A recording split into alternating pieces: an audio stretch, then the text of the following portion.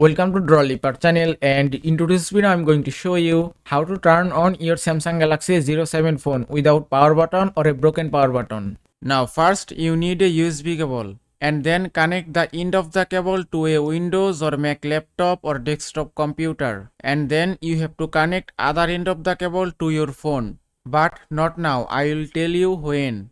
Now the first thing you have to do is press and hold your volume up key and volume down key at the same time together.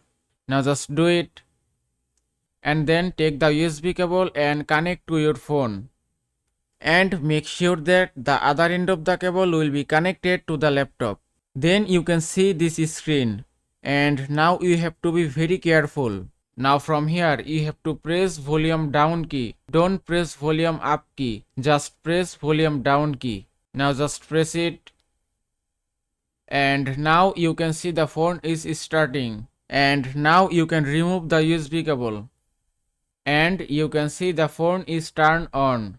And that is how you can turn on your Samsung Galaxy A07 phone without power button or a broken power button. I hope this video was helpful. If it was, please give it a thumbs up and don't forget to subscribe.